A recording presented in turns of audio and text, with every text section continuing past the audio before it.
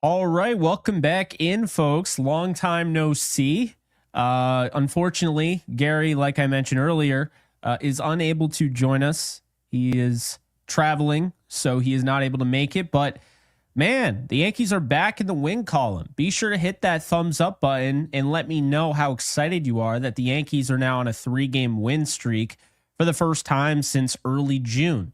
Also, hit the thumbs up button if you enjoyed watching Cam Schlittler throw it today, because man, this guy is exciting. We're going to get into it. Okay. We're going to talk about Cam Schlittler on the mound today. We're going to kind of break down, his start. We'll be talking about Jazz Chisholm and how he's just gone just on a whole other level since he's come back from the injury. We're going to talk about DJ LeMahieu again and what his DFA, could mean moving forward. We're going to talk about what Brian Cashman said. There's a lot of things that we're going to talk about. Okay. This was a very important win to go out there and win it with the rookie on the mound. Awesome stuff. But for those of you who have been saying, hey, when are we going to stop with the third base talk and needing a bat and focus more on the bullpen? I got news for you. I am so done with this bullpen. It is not even, I'm just done with him. Luke Weaver looked really good today. Devin Williams looked really good today. But aside from those two, I don't trust a damn soul in that bullpen. Okay. I defended Jonathan Loaisiga till I was blue in the face. I am no longer defending somebody like Jonathan Loaisiga, like Ian Hamilton. Hey, Tim Hill pitched well last time. Let's see if he does it more than once. I'm at the point where, this bullpen is disgusting. It's probably one of the worst bullpens I've ever seen the Yankees have. They normally pride themselves on having a great bullpen, and mainly because Aaron Boone uses the hell out of it. So I am ready to go shopping. I don't know about you guys, but in the comments section, let me know. I am ready to go shopping. Okay. That's where I'm at.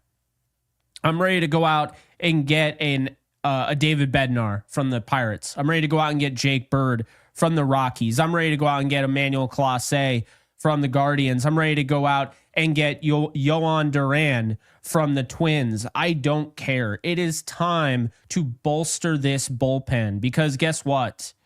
It's not good. This is a game that should have been in the bag. They got run support right off the rip. They got great pitching from a rookie. And yet the bullpen made this thing kind of hairy at times. And if the Yankees offense wasn't on an absolute tear, this could have been a loss. Now, I don't want to be negative here at all because today was a big win. And I do want to give a lot of credit where credit's due.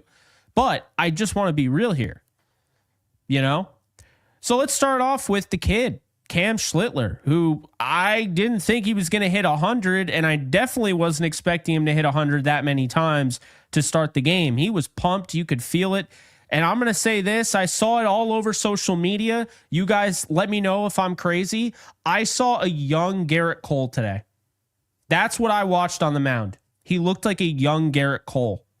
That's the type of pitcher we're talking about. So I'm very excited for this kid. I'm very excited for him. I was really pleased with his debut. I know he gets hit with the 3 runs because Johnny Lowe literally threw one pitch after he came out and gave up a 2-run jack. But the way I saw it, he gave up 2 runs. There were 2 home runs and there were rookie mistakes. It was a guy that was really trying to deviate his pitches and he missed and was playing around too much with the slider. And well, there you go. They made him pay. So look, Schlittler didn't have a perfect game. He gave up 2 home runs, but he had 7 strikeouts. Okay. He walked the first batter and immediately settled down after that. He only gave up 4 hits and 5 1/3. His ERA is going to say 5.06. You know what? I don't think that tells the story.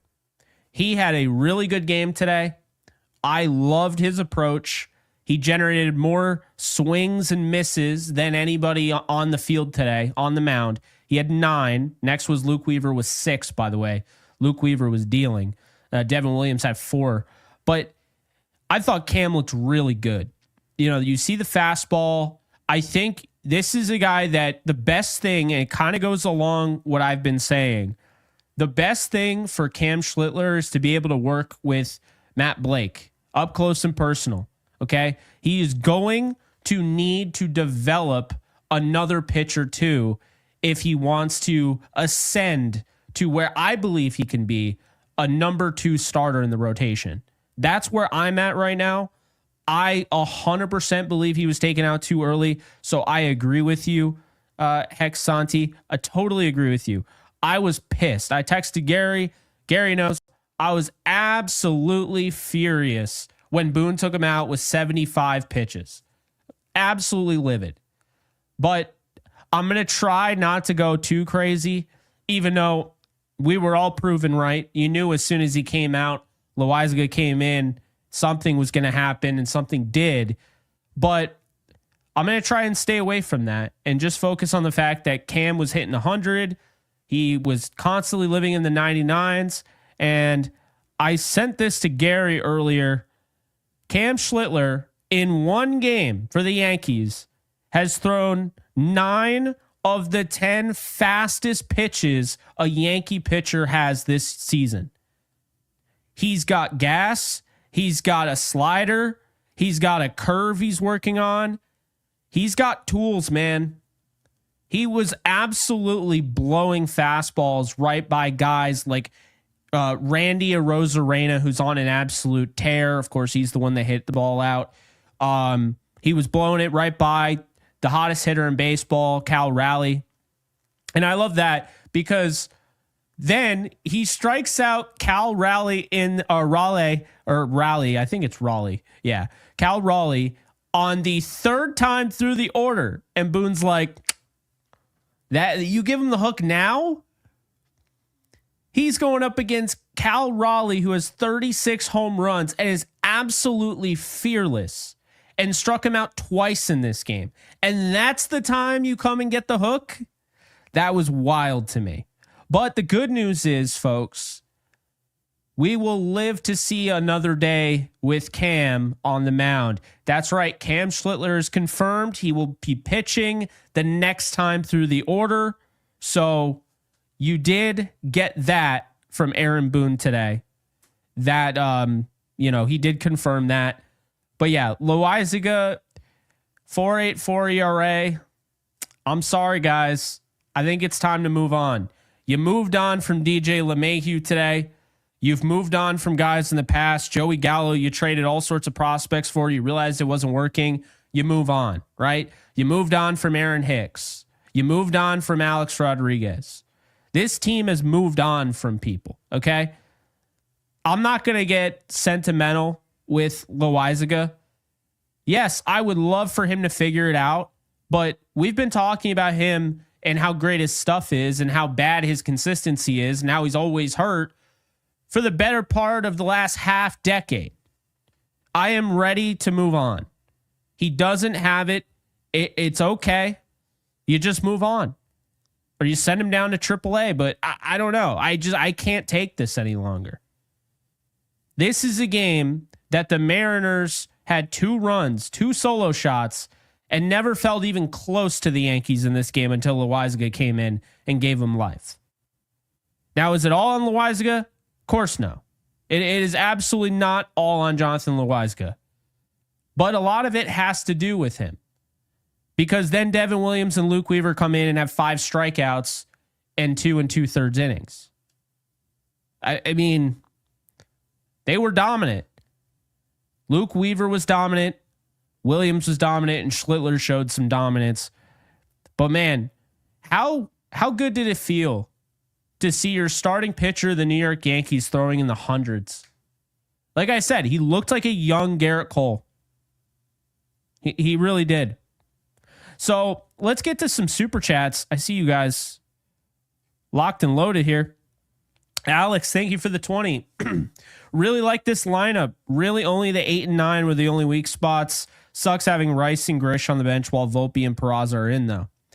Totally agree, Alex. Love that you brought this up. Was going to cover this. I'm glad you got to it. So we talked about the pitching, and we'll talk, over the course of this show, we're going to talk about some options, who the Yankees could go after, why they could go after them, and just have more of an extension of that pitching conversation that we had yesterday. But let's talk about the offense that put up 9 runs too. Okay. Because this was an all 3 phases win, I like to call it. You know, I cover football as well for a living. We always say all 3 phases: offense, defense, special teams, when all of them, of course, work. This is all 3 phases. Offense, you had the pitching, and then you had the defense, the fielding. And that always feels good. I thought the defense was really good today. Really not a shock. Peraza, if he could hit even a little bit, if he, was, let's say, 280 on base percentage and he was hitting 200, I wouldn't even worry about Peraza as the 9 hitter because he's that good of a glove. But right now, 152. I know he hit the ball hard, but good Lord, it's frustrating. But I would agree 100%, Alex, with this lineup. Really like this lineup. I think they got to stick with this basis. I also think you got to have Ben Rice, circulate in there. I think you got to circulate in Grisham. But no, this is a really good lineup. Jason Dominguez is your leadoff hitter. Okay. No more questions. Bottom line is that Jason Dominguez is your leadoff hitter. His on-base percentage is hovering around 350. Yes, okay, he's not hitting home run after home run, but he gets on base. He goes 3 for 4 today, scored 2 runs, one of which he scored from first base in 10 seconds. Okay? He is fast as hell. He is one of the most explosive base runners I've ever had the privilege of watching. That is a traditional leadoff hitter.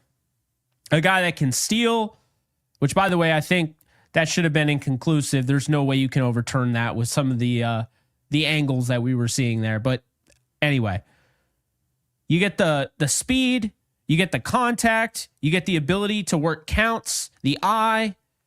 Dominguez is exactly what you want leading off. Okay? 100%. And he's a better than 269 hitter. Dominguez right now, because obviously the 269 batting average doesn't look amazing, although I think it's fine. League average is 243. He's more than 20 points above league average. I'll take that. But Dominguez, you have to think about this, okay? So he hit 279 in June. In July, he's hitting 321 with a 345 on base and a 988 OPS, okay? Jason Dominguez needs to play every day. This is partially why I think they need to trade Grisham. Sell high on him. Get some bullpen arms. Think about this. What if you were able to get 2 bullpen arms for Trent Grisham? I'm not saying you could. You'd probably only be able to get 1. But what if you were able to get 2? Like genuinely, like legit bullpen arms for the bat of Trent Grisham. And by the way, if you're saying that there's no way in hell that that's possible, I'd push back on this. The Yankees traded a starting pitcher, okay? Starting pitcher in Jordan Montgomery. He was in the rotation, and they relied on him, and he was pitching well. They traded him for an injured center fielder in Harrison Bader. Now, I know Harrison Bader ended up being a machine in the postseason. He's the only one that could hit, but still, that's wild when you think about it.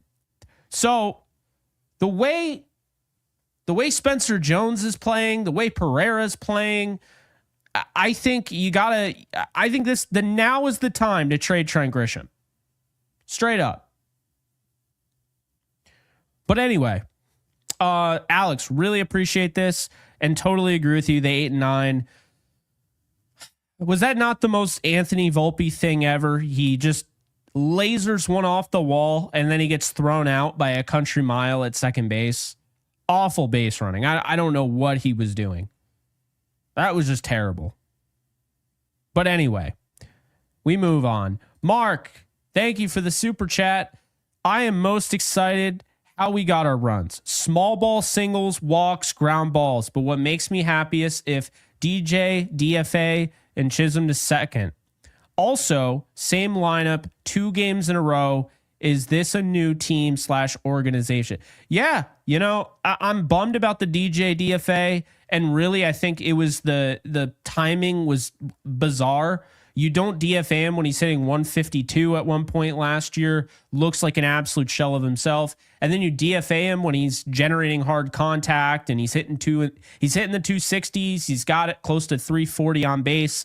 I didn't really agree with that, but I get what you're saying, and Jazz looks really excited to be, playing second. I think the confidence is at an all-time high for him. So love that. Love to see that. We'll see how things go, of course. But Jazz right now, and by the way, I have the numbers in front of me.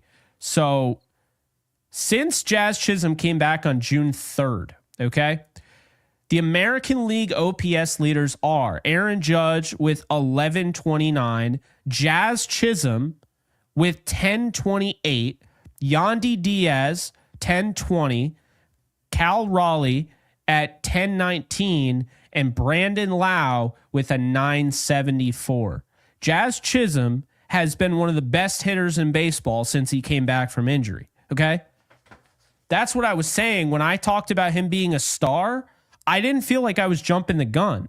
If he stays healthy, Jazz Chisholm is going to thrive in the Bronx. This is why I wanted the trade. It's why Gary and I kept, devising any sort of plan to be able to get him. Of course, we were trying to devise a plan in which the Yankees wouldn't have to get rid of Agustin Ramirez because we were very excited about, his overall potential. But be that as it may, I think that's one of the rare win-win trades. They also got Cerna, I believe. And I haven't really checked on him, but you get a minor league, guy there, bat, and then you have Agustin Ramirez who's playing well. So they have their catcher of the future, and then you have Jazz Chisholm in New York, and Jazz Chisholm is thriving in this market. So, over 1,000 OPS since June 3rd. That's what we're watching. We're watching a player that is reinventing himself. And the 70% swing is perfect. I like when trades are fair, like they work out for both parties. Everyone is so keen on just fleecing, like, oh, you lost the trade or you won the trade. I like when they work out for both parties. I genuinely do, especially like a team like the Marlins. I don't always love how they go about their business, and I do feel like they're really just a marketing team at that point. I've already made this point before with Sandy Alcantara, but what I do appreciate, I really do appreciate, is that they are kind of this not under the radar, but really kind of this small team. They got diehard fans that are at their games supporting them, and really they're not a great team. So the fact that they now have a guy in Agustin Ramirez to really root for, I'm cool with that. I'm cool with that. You're not going to win every trade, and you're not going to fleece every trade. So this was one of the rare circumstances. But, again, Mark, really appreciate the super chat. It felt like a new organization today. Wishing DJ LeMahieu the best of luck. I have a weird feeling he's going to end up on the Dodgers, but could be wrong there. Brian, appreciate the 5. Jake, this bullpen blows balls. Why are we not talking about Finnegan? Cam looked like he belongs here, by the way. Suarez is a Yankee by next weekend. Interesting. Okay, so let's talk about this. I am going to say that Finnegan, I'm not as high on Finnegan as you are. I wouldn't mind it, but I wouldn't trade top prospects for Finnegan. Suarez, I could see, but lately it just feels like the Yankees have turned over this new leaf of we really care about defense. And if you really care about defense and the way this offense is hitting right now, is Suarez really necessary? And I could see them saying, no, he's not. Let's go and get a contact bat and a guy that can play defense. Because really, they're telling us how they feel. Okay? They're telling us that they believe Oswald Peraza is an incredible defender. And he's so good that they're willing to continue to play him even though he's pretty much an automatic out. So if they care that much, in the defensive realm, then the guy, and I mean, if there was any guy that they were going to go for, it would be Suarez. If they were going to admit that, okay, we're going to take a loss here on defense, but the offense is going to be really beneficial, Suarez does make sense. To me, the two best options we talked about earlier today, Brian, I don't know if you saw that one. We talked about it earlier today on the show. I'll tell you right now, IKF and Ramon Urias, okay? Urias is a good bat. He's not going to drive in tons of runs, but he's a solid bat there. He'd be hitting 250 in the 9-hole, and he's a good defender. Now, IKF won a Gold Glove at third, hasn't played there in a minute. I still think he could be a great defender at third. Reason why he's not a third baseman, in Pittsburgh is because they have the best defensive third baseman of the last 5 years, every single year, which is Ke'Bryan Hayes. And which also brings us to the next point, is that Ke'Bryan Hayes is a guy that the Yankees have been linked to. And the reason being is because if they really, really, really care about defense, like I'm saying they do, well, it does make sense that they would want the best defensive third baseman in the league. Now, Ke'Bryan Hayes comes with a cost. You're going to have to pay him for quite a while, and you're paying him around, $10 million a year. So you're paying him a lot, but he is the best defensive third baseman. My issue is he has a negative 14 batting run value. He is the first percentile, which is the worst that you could have batting. So while Hayes is hitting 241, he doesn't walk 13th percentile. He only walks 5.1% of the time. It doesn't really add a ton to your offense, right? So that's the thing. And Drew is absolutely right, is that you can't pay him $10 million just for his defense when Peraza is free. Because Peraza right now is not on a contract like that. If you're going to care that much about defense, Peraza makes sense. You'd want to upgrade a little bit, with the bat. But at that point, you might as well just ride it out with Peraza. Because having to pay Ke'Bryan Hayes all that money, and again, if I was in charge of the Yankees or you were in charge of the Yankees and you didn't have any care of the world about spending because there's no salary cap and there's really no reason to care about spending, well, guess what? You and I wouldn't care. I'd get Ke'Bryan Hayes. If it was cheap, I'd take on the deal. But because we already know that Hal Steinbrenner essentially is like, yep, we're going to spend less. We're not going to spend much. Because, you have these self-imposed caps. Yes, I don't want to spend $10 million on Hayes. So it's an interesting dynamic there because I don't think you're wrong. And I mean, I think really the one I'm out on entirely, okay? Because I'm out on Hayes, but the one that I'd be upset with is Ryan McMahon. I really would not want Ryan McMahon. I'd be upset about that. Look at what he's doing in Colorado. There's no excuse. He's a great defender. I'm not saying he's not. His bat is not good. Would he be better at Yankee Stadium? Maybe. But I am not a Ryan McMahon fan. I like Suarez. I like Urias, and I like IKF. Those are my guys. If you have any others, drop in the comments section. But again, Brian, appreciate you as you burn into the screen, as Gary would say. The OLEDs out there are not loving that. Apex, thank you for the 2. One change I make tomorrow, Rice replaces Goldie. So this is tough. I want Rice to play. If Rice plays, I probably go, see, now I can understand this because it's like you hate to not see Rice playing, which is why I wanted him to try third base. But Goldies look good at the plate. You know what? You're right. I would probably put Rice in tomorrow Depending, I haven't checked who's starting for them. I can check right now. I know it's Stroman on the mound for the Yankees, but yeah, against Brian Wu, yes, Brian Wu, right-hander. I'll go with Ben Rice tomorrow. That's what I'll do. So Ninja Hot Dog, about him catching, my only concern is that it looks like Wells has gotten into a bit of a rhythm here.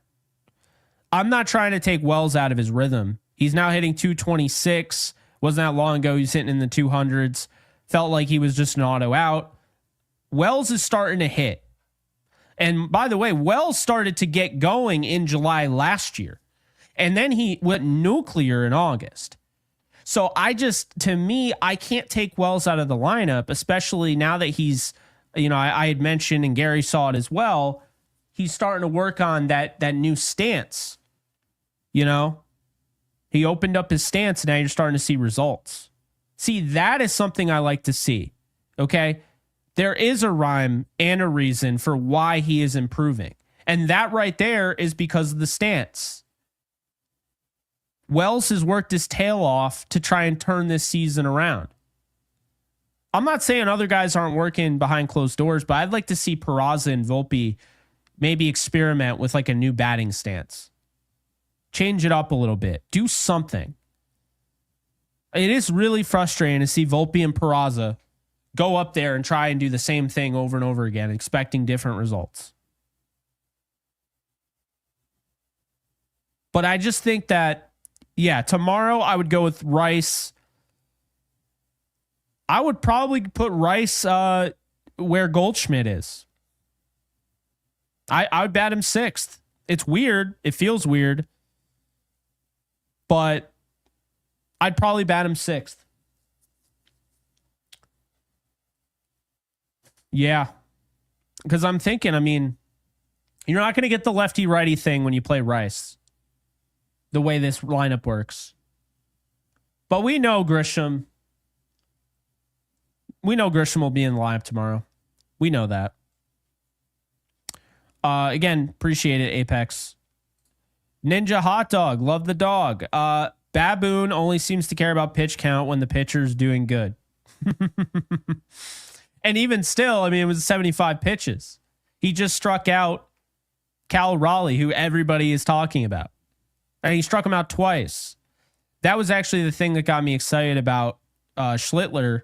He didn't have that kind of Clark Schmidt moment when Clark Schmidt came up, good against the first run through the order. The second run he could not get through 3 times through the order. I didn't get that vibe from Cam. We didn't get to see him go through the full order, but Cal had no response. He had no rebuttal to what was being thrown at him.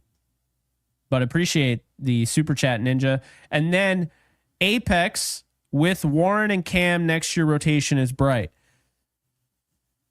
Right now you got to think the Yankees next year, Stroman will be gone, but they'll have Garrett Cole, Max Fried, Carlos Rodon, Cam Schlittler, Will Warren, Luis Heel, and some of the other guys, if they don't trade him, like a Brendan Beck, and you got the guys in the farm system as well, Cunningham, Ben Hess. I think they end up trading some of those guys, but you do have other guys that are pitching well.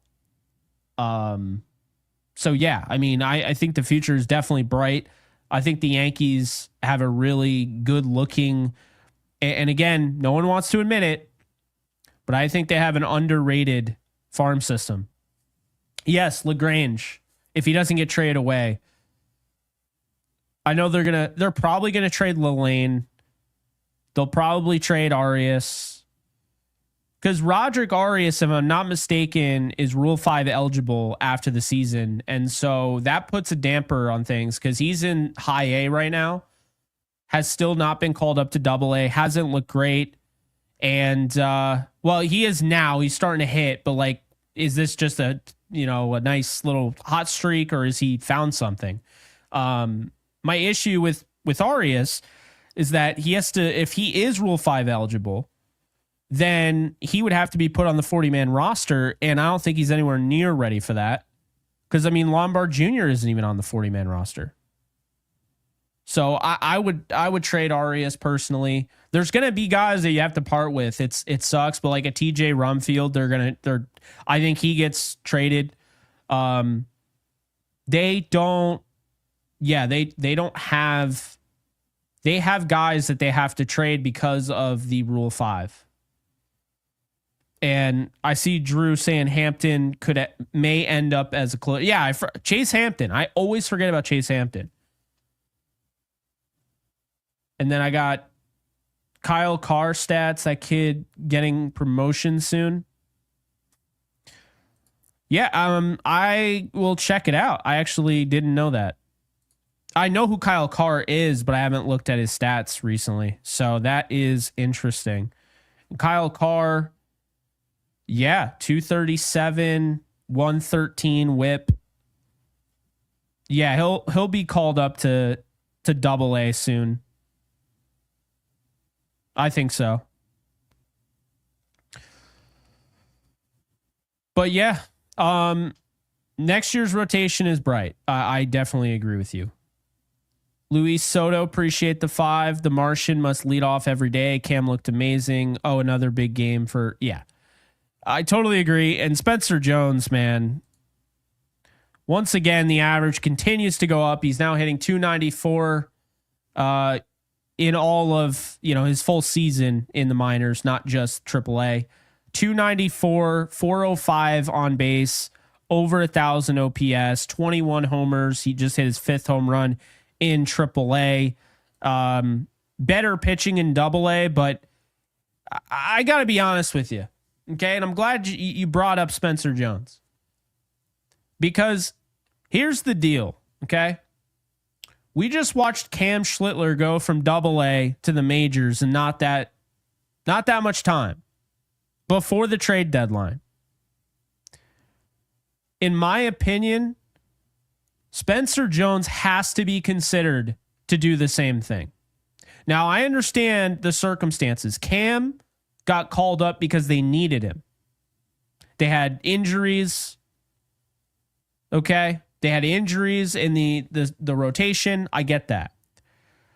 But I'm telling you, I think Spencer Jones at this point, you saw what Cam did today. Is Spencer Jones not doing what Cam was doing in the minor leagues just as a hitter? Think about it.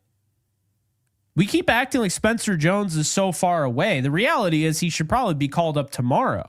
It's just that they have all these guys in the way. They have Jason Dominguez. They have Cody Bellinger. They have Aaron Judge. They have a DH that is, basically blocked by Stanton, right? They got Grisham. So to me, Spencer Jones should be up, but how much would he play? And that's why I don't have a ton of issues with him. Essentially, I don't. I'll say this. I don't think he's going to get traded. I don't. I think Spencer Jones will end up playing in the outfield for the New York Yankees. Will it happen this year? Probably not.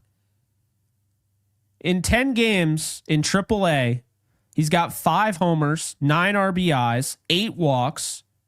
He's stolen 4 bags. He's got a 385 average, a 469 on base, and a 1,300 OPS. I'll be honest. I think when you look at Spencer Jones, he's got potential to be like a really, really good player in the big leagues. Now, my biggest concern is that you have all those guys there for the Yankees. So like Grisham, he's in a contract year. He's gone after this year in all likelihood. But you do have Bellinger. You do have Jason Dominguez. You do have Aaron Judge. And if you do want to go out and get Kyle Tucker, well, where does Spencer Jones go? So that is an issue. I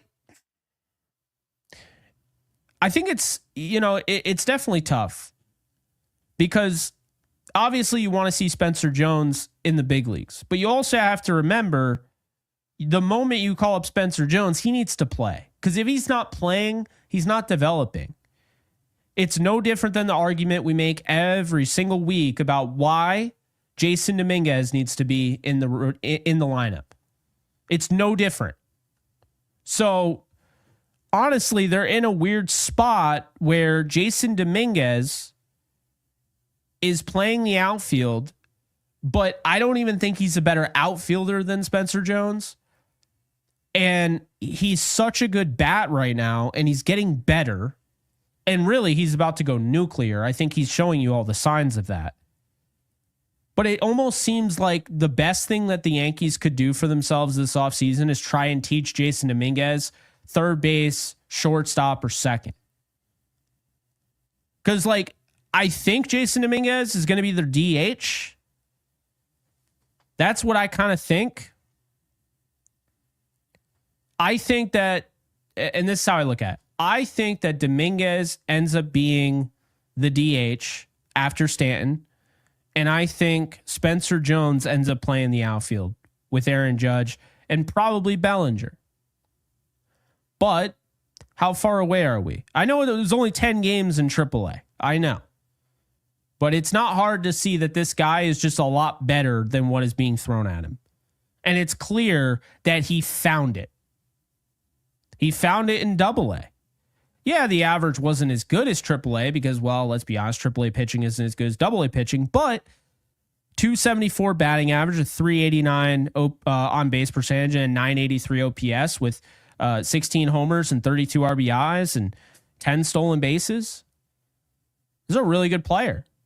And I don't like just throwing 5-tool player all over the place, but I mean, yeah.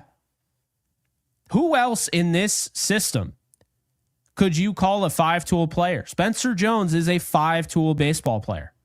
And I think, and I said this before, but I think when it's all said and done, people are going to be like, wow, I can't believe we missed that. I saw a scouting report that was just ripping Spencer Jones. I forget who did it, but just tearing him to shreds. Oh, yeah, he still strikes out a ton. I don't really care. He's got 21 home runs this year in 59 games. He's got 21 home runs and 14 stolen bases in 59 games. He's only been caught stealing twice, by the way. And then you have his defense, really good defender. You have his overall athleticism. You have his arm. I mean, this dude's legit. I really don't think he gets traded. I don't know if we see him this year. I would probably guess he is a September call-up. But if the Yankees wanted to keep this train rolling and get extra spicy here, if they announced tomorrow that they were trading Trent Grisham away and getting bullpen help, selling high on Grisham, knowing they're not bringing him back next year, and then they called up Spencer Jones, there you go. That's how you get the fan base going absolutely haywire. Now, I know a lot of people would say, well, Cody, not Cody Bellinger, but Kyle Tucker. I've been very honest on this show. I don't think Kyle Tucker is going to be a Yankee. I think he goes to either the Mets, the Dodgers, or the Blue Jays. That's what I think. I've made that very clear. I think you got Spencer Jones, you got Jason Dominguez, you got Cody Bellinger, and Aaron Judge. And Bellinger could play first base. So next year, you could have him and Rice playing first. You could have Bellinger in the outfield. You could have Dominguez potentially playing DH. If this is Stanton's last year, we have no idea if it is. I would imagine it's not. But, yeah. So, Luis Soto's been burned into the screen, as Gary would say, again. But appreciate the super chat. Yuri, how we doing? I saw the Boonhead, the vintage Boonhead comment on Twitter. Appreciate your interaction as always. Thank you for the 5. Great win. I was at the game today. Great start from the rookie. We need fresh blood to ignite the team. Remember I was saying this Remember I was saying this, they need a little spark. I'm not saying that Cam Schlittler just started this huge spark or whatever, and they're about to go on a run because of it, because I already think they were in the midst of doing that. But this helps. You could see how happy Jazz was for him talking after the game. He was pumped for him. All the starters were watching him. I mean, it helps. We saw it in 2022. We can sit here and lie to ourselves or just call it like it was. In 2022, when they called up Oswaldo Cabrera and Oswald Peraza, there was a feeling in the air. There was this kind of youthful exuberance, and they fed off it. They did. Regardless of what people want to say, they absolutely fed off it. The excitement was palpable, and they fed off that momentum. And now they call up Cam. And they got 22-year-old Jason Dominguez leading off and having the game that he had and having the run that he's been on. So, yes, I 100% believe that calling up the fresh blood, it does ignite a team. It just does. John, thank you for the 2. Hayes is okay if he comes with Bednar. I would need a guy like Bednar for sure if I was going to. I would not want that to be no strings attached. I would prefer to go with IKF and Bednar. I think that's a great fit. But really curious where the Yankees go. There are a lot of different ways a lot of different directions the Yankees can go in. Appreciate the 2 there, John. Brian with the 5. Suarez is the move because he's not locked in after the season. And surefire unanimous Hall of Fame member with my comments, typing up my speech now. I appreciate you, Brian. Yeah, so again, Suarez, it's all about the defense. If his glove wasn't so much of an issue, I would probably have no issue whatsoever. I'm still going to be totally fine if they end up getting Suarez. I think it makes the Yankees a better team. I think overall the offense will outweigh his poor defense. But to be fair, how many times do you guys typically swing a bat? 3 to 4 times, right? They get 3 to 4 at bats a game. How many times do they play the field? We're talking about Suarez playing the field 9 innings. So that's the thing, is that it's not like it's not at all a thing. Like it wouldn't happen. But when you get into those like late game situations in the postseason, it's a 1-run game. I know everyone talks about the swing that Suarez can give you in that moment, but then there's also the other side of it, where you get one laced down the third base line. Suarez can't get to it. It gets by him. It's a double, ends up costing him or whatever. So it does go both ways. But I do think the Yankees want to get another right-handed bat. And I think, of course, Suarez offensively would be huge. I mean, you're getting a guy, like I said, he's bringing in his 28 home runs to the ballpark, 251 batting average, and a guy that can slug almost, the OPS is almost in the 900. So he can slug for sure. Okay. And I would like to see that. He's already scored 53 runs this year. I mean, the guy can really help you. I'm not saying he can't. 89th percentile batting, according to Savant. But again, I don't want to just push to the side how important the defense is, because, I mean, this team already faced that. They went through it in the postseason, so I'm not going to sit here and discredit defense after we've already really discussed that. Yes, defense 100% matters, but I'm going to look up something because I'm very curious about Suarez, because I see what Drew's talking about. Look, Suarez's postseason numbers are going to matter to me. So I'm very curious where his splits are postseason wise, because if they're not great, then having that veteran presence, well, if he can't work in that moment, I don't see how that's going to help me. So I wanted to see that. And let's see here. So we got the playoffs. Okay.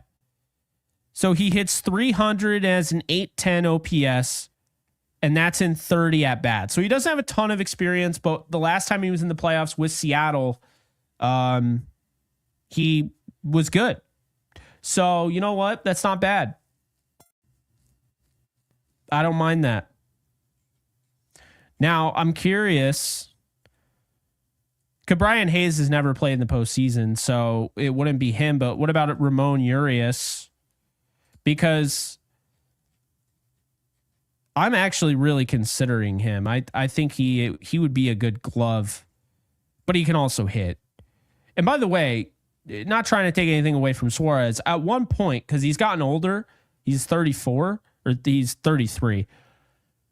Suarez was a good defender. I mean, he was top 10 in the league. So it's not like Suarez was never good defensively. It's just that he's fallen off, kind of like we were talking about with LeMahieu. Urias postseason, 333, 778 OPS in 9 at-bats. So really not enough of a sample size, probably because you play on the Orioles. They don't really make it out of the first round, or they won't make it to the first round in all likelihood this year. Who else? Isaiah Kiner-Falefa. He's got some experience in the postseason with the Yankees. 278, 350 on base. See, IKF gets a bad rap. But if IKF was playing his home position at third base, okay, I think he'd be a plus fielder there. And again, I don't need my 9-hitter to hit 28 home runs and have an 880 OPS. If I could get IKF, I just need somebody that's going to be a little bit better than what I'm getting out of Peraza right now. I don't want an auto out. This is interesting. I am going to highlight this comment because I find this very interesting. So if that's the case, and I actually didn't know that, that is really intriguing. All right, well, let's find out, guys. I mean, I'm not going to go and watch, Eugenio Suarez fielding highlights or anything like that. But let's say if we went into game logs this year, fielding,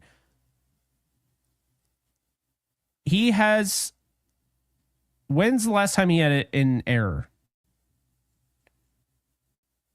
He had two. So he had 2 errors on June 29th. Then he didn't have an error until June 3rd. And then he had one on May 26th. And he didn't have one until May 3rd. That's weird. He just has them on the 3rd. And then he had a bunch in April. So I could kind of see what you're saying, if that's what you're talking about.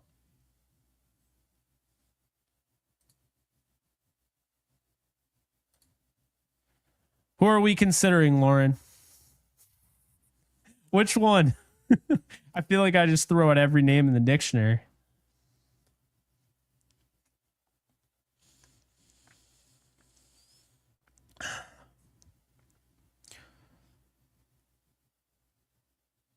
Suarez?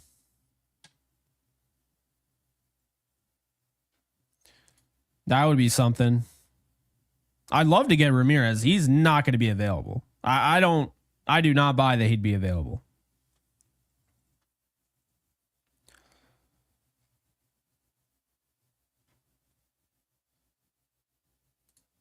Okay, so April he was playing with a sore knee.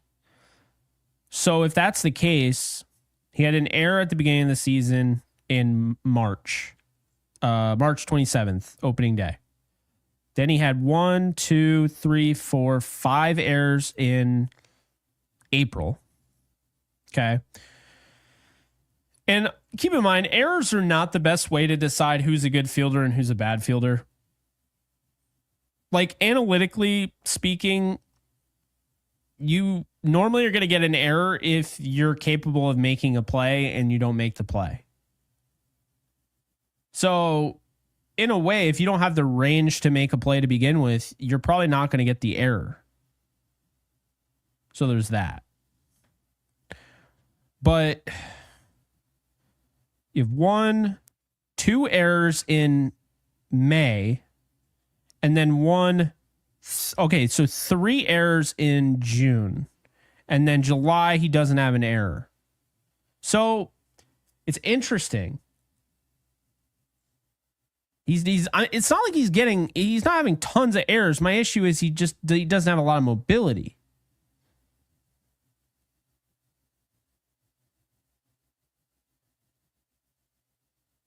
Yeah, I mean, I guess he's not bad. He's just not great. He's below average, which doesn't necessarily mean he's bad. Bad is bad. I mean, we went over it earlier today. Yeah, there are guys that just do not look good. We'll just put it that way. Like, and I get it. I mean, I like IKF. Again, I think IKF would be a good fit. I like him more than Hayes. You mentioned O'Neal Cruz. And then we'll get to the relief pitchers. So O'Neal Cruz is hitting 205.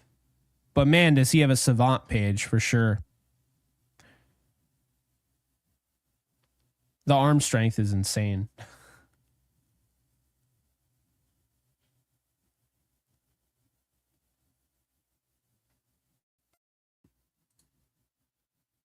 He was.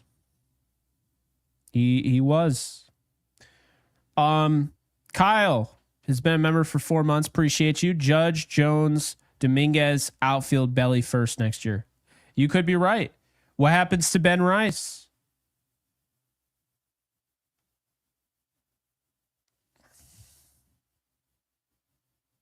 That's where it gets interesting.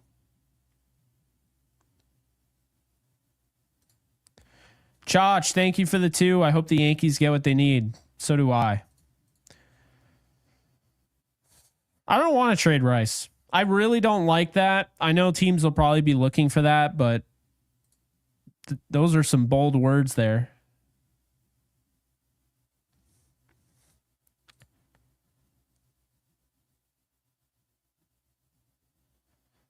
Pitching and a left fielder?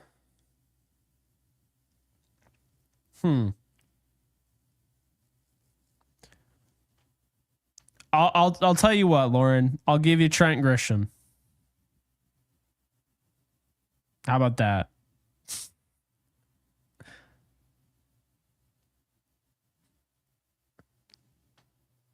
I'll give you Trent Grisham. I'm not trying to discredit Trent Grisham. I think he's having a good year. That's literally the point. The fact that I'm saying to trade Trent Grisham in 2025, like, he's actually having a good year. But you got to carve out some space. I don't think they're going to trade Trent Grisham. I just think they should. I do think they're going to trade Ascara. I don't know why. Ascara and Peraza get traded, I think. I think Peraza goes, or B-Boss. I don't know. It's one of those guys. It is interesting. Now that they got rid of DJ LeMahieu, they have another spot that I didn't account for. So they could keep Peraza. I mean, a defensive specialist, really good pinch runner. I could see them keeping Peraza.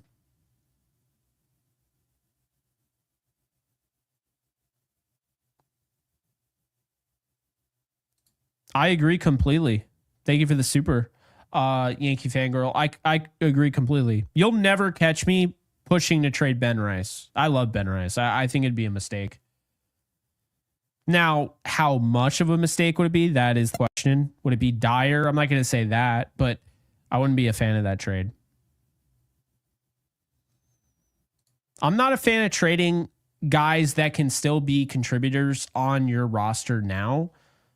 This is why I have prospects. I'll give you prospects, but I'm not trying to trade you guys that are on my active roster that I plan on using. I cannot stand when teams do that. Truthfully, it's annoying. It is annoying. All right, let's talk about some guys here. Okay, so looking at, let's see. Where's my Savant? Oh, there we go. Okay. By the way, love that Devin Williams is back. ERA is finally below 5 as well. He's got 43 strikeouts and 33 and a third. But anyway, all right. Let's talk about it. And you guys feel free to chime in if you want. I'll answer the super chat first. Brian, thank you for the 5. Here's the question. Who makes the lineup deeper? Suarez would hit behind Judge and Hayes would bat 7th. Oh, well, you don't have to talk me into Suarez over Hayes. I don't believe Hayes would be a good move at all. At all. I do not think that would be a good move. I would be against that. So yeah. But I do like Suarez. I think I would just rather go low key because I don't think they need to do too much offensively.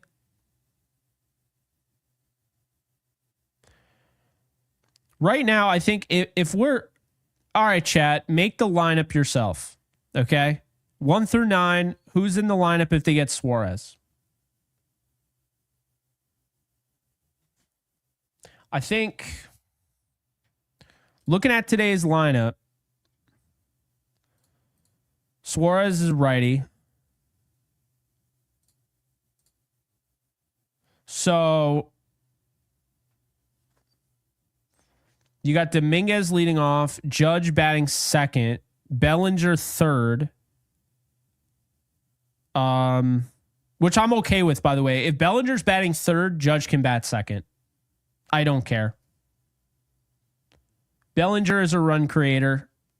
I'm totally fine with him batting 3rd. I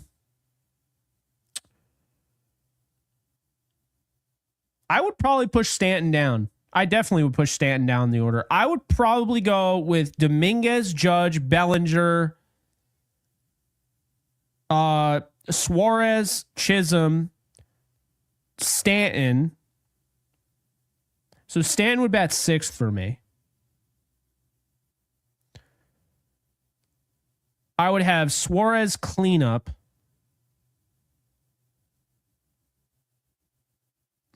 This is actually tough. Suarez would clean up. Jazz would bat 5th. Stanton would bat 6th. And then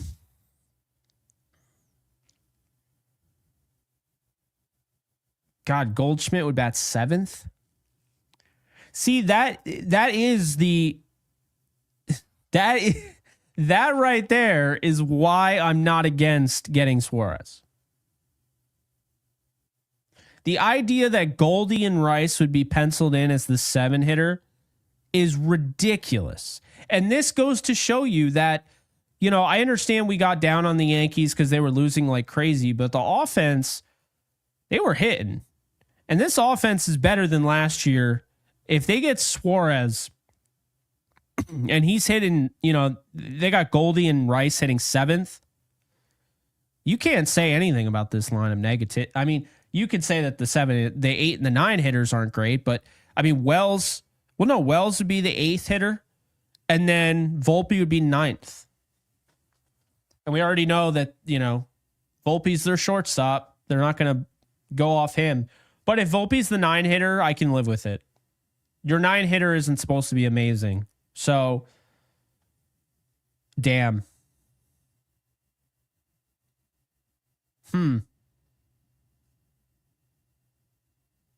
If you got Suarez, you got Goldie and Rice batting 7th. That's insane. Oh, did Suarez just hit a home run when we were talking about him? Did that just happen?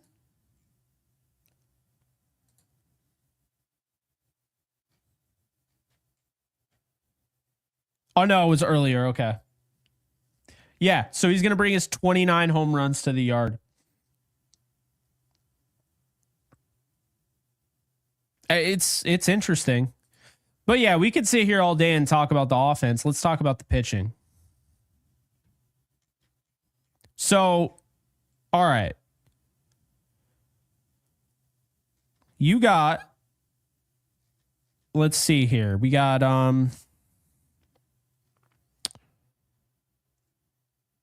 Helsley from the Cardinals. So we'll start off with him.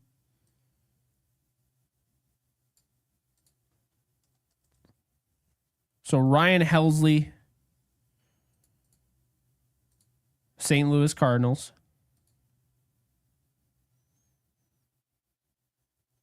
All right.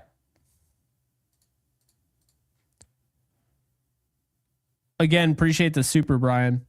But yeah, the Suarez definitely makes the lineup deeper without a doubt. All right. So Helsley, what do we feel like, chat? Do we like this? Do we not like this? Because I mean, I think it depends. The Cardinals, he's making $8.2 million this year on an expiring deal. People think he could get moved. I mean, he's got a slider, four-seamer. That's pretty much what he goes to. And he's interesting. Strikeout, you know, he's not Devin Williams, but he's good. He's been consistent. They are still in it, JD, but apparently I keep seeing Ryan Helsley is available. And it's because he's in a contract year. And this is exactly why I continue to say trading Trent Grisham is the move. Trading contract year guys that have no value moving forward, they will not be on your team next year. Getting something for him now is never a bad thing. Felix Bautista, let's talk about him, okay? Dude's huge. He's like, 6'7". I don't even know what I was trying to do there, flexing. He's like 6'7", 280. 6'8", 285. Good Lord. Okay. Bautista's got a lot of what I like. His issue is that he does walk guys. Okay. 15.2% of the time. Good sinker, splitter combo. Can go with that slider. Throws really hard. He's huge. The Orioles are out of this thing. Totally out. I don't think the Orioles have a chance in hell of making the playoffs. Okay. Could be wrong. But I don't think I'm wrong, folks. I think they're done. So Felix Bautista is 30 years old. He's under 2 years of control after this season. So I would say, yeah, 2 years control. I feel like that would be, I don't know. I would be fine with Helsley. I would really like Bautista. This is a guy that's going to miss bats. You see the K rate. You see the whiff rate. What do I always say on this channel? Okay. What do I always say on this show? And Gary and I talk about this. It's because we like when relievers miss bats. Why am I pitching to contact? I want to be able to bring a guy in extra innings knowing that there's a ghost runner on second, and I don't have to worry about that. This guy's going to generate missed bats, and you get him for 2 years. So I like Bautista a lot. Again, I don't know if the Orioles will necessarily trade him to the Yankees. I don't see why they wouldn't if the Yankees come ready to offer, but that's an option.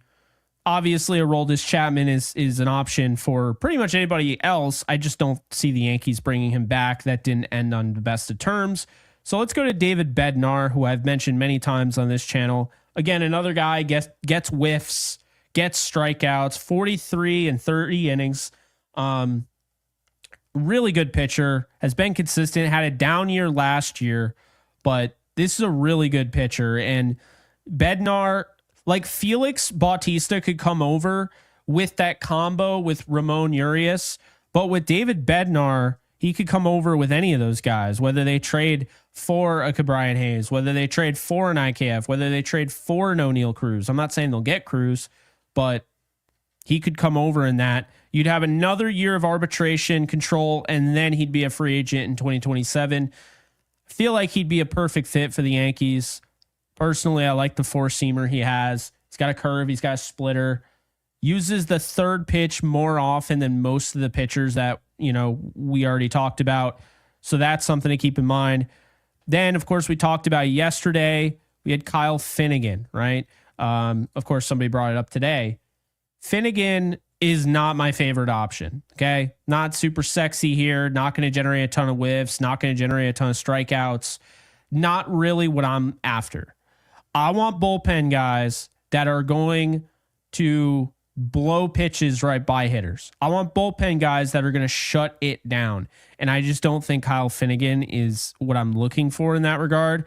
Then you have with the Angels here, you have Kenley Jansen, who was, of course, available, and the Yankees could have gone out and signed him. But here he is. He does not have great numbers as far as whiff and K percentage, okay? He has about 34 strikeouts and 32 and 2/3 innings. That's not bad. And he's not horrible. Like, I mean, he's a decent pitcher. But I'm not a big Kenley Jansen fan, so I would be out on him. Then you have Emilio Pagan from the Reds, who I have here in my notes. So Pagan here has really good stuff. He's 34. So while the Reds, obviously, the Reds would want, to keep this guy and, go for it. In all likelihood, at 34, a team like the Reds, they're probably going to try and get something for him at the deadline. Okay. He has been linked. He has been named as somebody that could be traded. So Pagan here, you're looking at the strikeout numbers, the whiff percentage, the chase rate, the expected batting average. This is really good. Now, he is a bit of a fly ball pitcher. You're not going to see like the ground balls there, but I mean, look, you got the four seam, you got the cutter, you got the splitter. Pagan is an interesting one. Okay. Then you got Jake Bird. Really like Jake Bird. I think this would be a really good pickup. And of course, not saying that I'd be for Ryan McMahon, but you could couple this with Ryan McMahon. You could couple this with going out and getting whoever you get from the Rockies.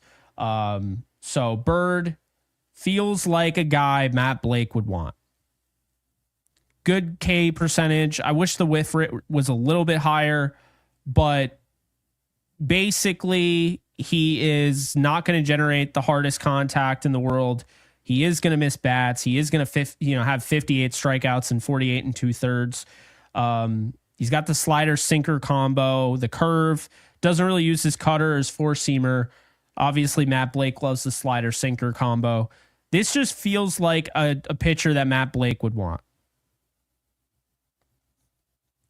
Truthfully. I love this because this is how I feel personally. I'm in on Jake Bird, though, for sure. And I know that there are people that want Seth Halverson. What if the Yankees got Seth Halverson and Jake Bird? Because Halverson, I don't remember him having great numbers, and he doesn't, a 5.30 ERA. But look at the fastball velo, 100 percentile, misses bats, doesn't have the best strikeout rate. I wonder if Matt Blake could help this guy out. He's 25. I don't know if necessarily he's going to be available. I feel like they'd be more likely to move Jake Bird. But of course, let's take a look. What does Jake Bird add to the table here contract-wise? Well, Jake Bird, you would have 3 years of arbitration control with Jake Bird, who's 29 right now. And Seth Halverson, and I still don't feel like they'll trade him, but he's pre-arbitration. So I don't think they trade him. I don't see it.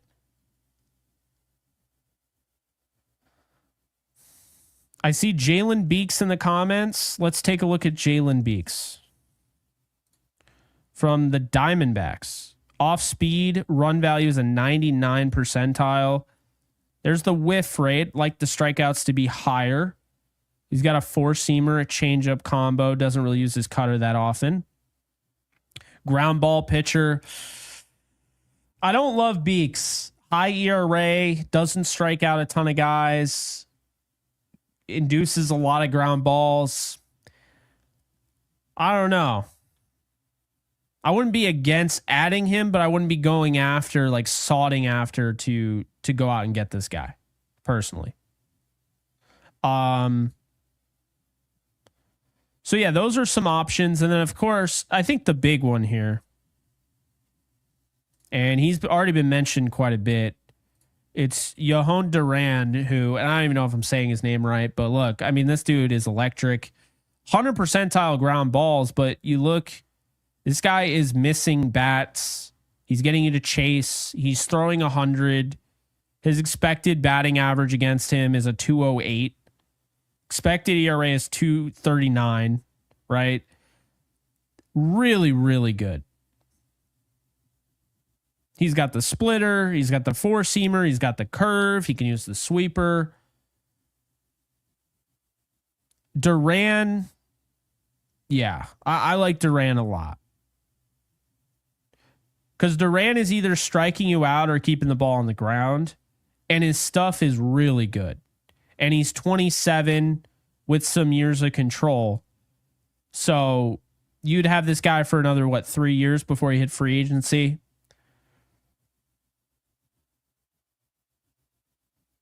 Zero ERA in the playoffs. 2 saves. I see Zarpa.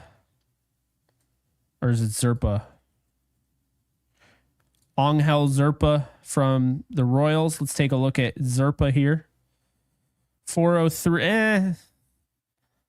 I'm going to pass on this one, respectfully. Yeah, he doesn't get the strikeouts I want. Doesn't generate any whiffs. Not really the guy that... Yeah. Class A, I'll always be cool with Class A. The strikeout numbers aren't where I'd want them to be, but we already know where they can be, and he's still getting plenty of whiffs. And then, of course, Mason Miller. I don't think he's going to get traded, but good Lord, if they could get this guy. Imagine adding Mason Miller to this pen. I know he's down this year ERA-wise, but you give him to freaking Matt Blake.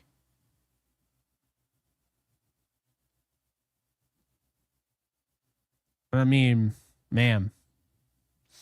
What about Esteves? I know the Yankees were interested in him last year at the deadline. Carlos Esteves from the Royals.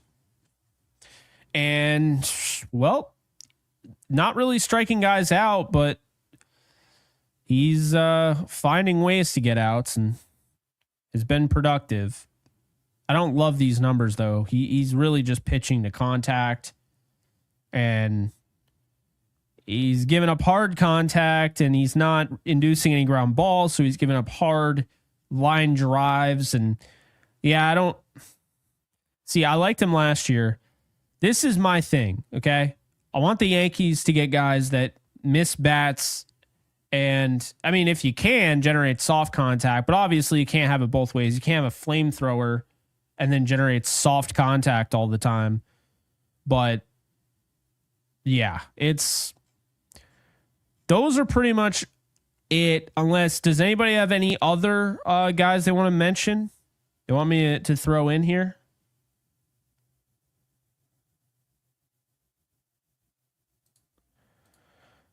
I mean, if this is true, you know I want Gallen. I've been on him for a while. One of my favorite pitchers in the league, actually. Keegan Atkin. Or Aiken.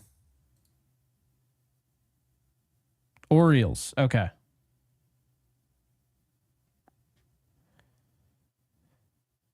I don't like that whip, man. A 1.42 whip, 1.77 in 2023.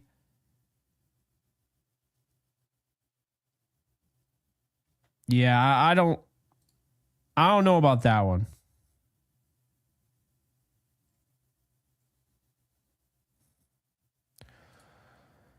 As much as I like Clase, I'm not trading Spencer Jones unless I'm getting like a Ketel Marte that like I know makes my team potentially World Series favorites. Like if the Yankees got Marte tomorrow, I think they're a favorite to win the World Series.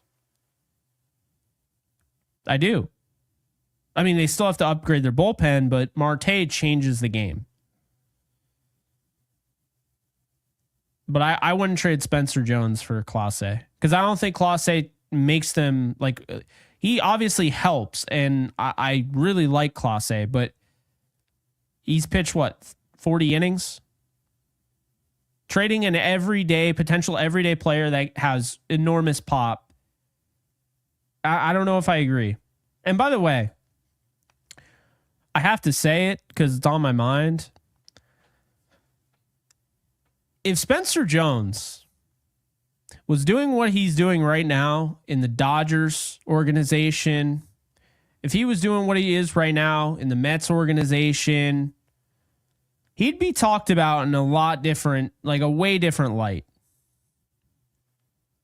It feels like, for whatever reason, the Yankees, I don't know. There are people just not high on him. I mean, I guess it's their loss if he ends up being something. But we'll see. We shall see. I keep going back and forth. I kind of think they're going to get I kind of feel like they're going to get Bednar. I want Gallen. I like Suarez. I don't think they're going to get McMahon. I also would really not like that. But yeah, I don't know. It's tough, man. I mean, when you have like Suarez, and I just think right now they need to focus on building up this bullpen. And you know, obviously they're going to get back Cruz at some point. They're going to get Yeri De Los Santos back at some point, but they need some help. And I think going out and getting Duran from the Twins, getting Bednar from the Pirates, and then getting Suarez or Urias or somebody like that could really bode well for them. So yeah, that's what I would say there. And yeah, there's a good point here. Yarbrough going back to the pen. Kind of unfair how life is. Yarbrough finds himself as a starter, ends up being really good. Then he gets hurt. Now here he is. But you would be getting him back. You would be getting Cruz back at some point. De Los Santos. I still think they need to trade for 2 guys at least. Maybe 3. But they probably have guys in the minor leagues that could pitch. I mean, and again, it was mentioned earlier, Cam Schlittler in the postseason can throw out of the bullpen. So, and I agree with that.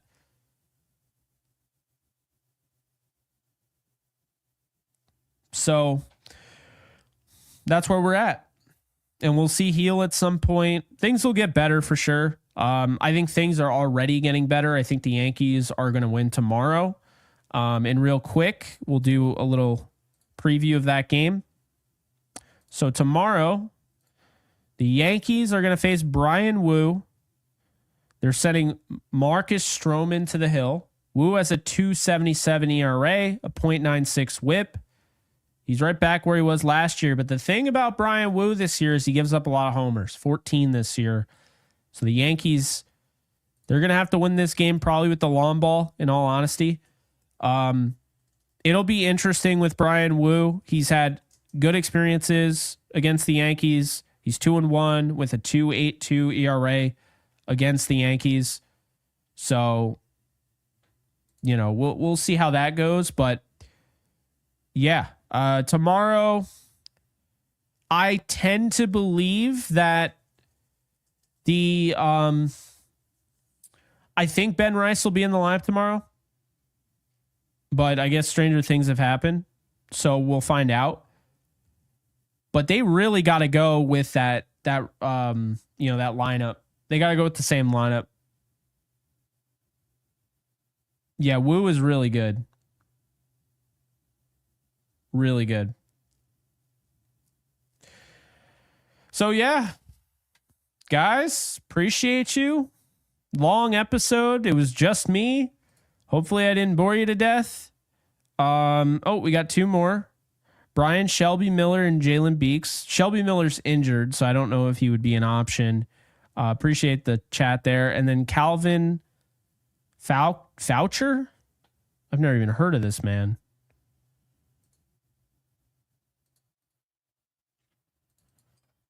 Calvin Foucher. Marlins. Okay, so the thing with him is that he generates soft contact.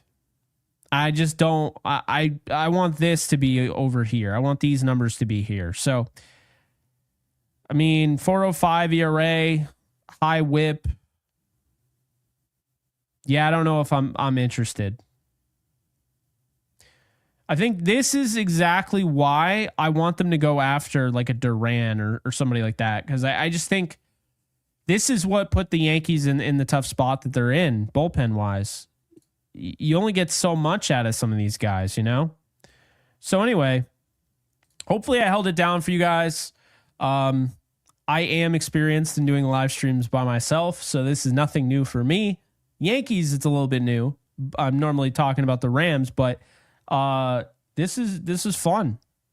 And you guys will be seeing Gary by himself this weekend because I'll be in Pennsylvania. So, yeah, this has been fun. And appreciate everybody who tuned in tonight. I had a blast talking with you guys.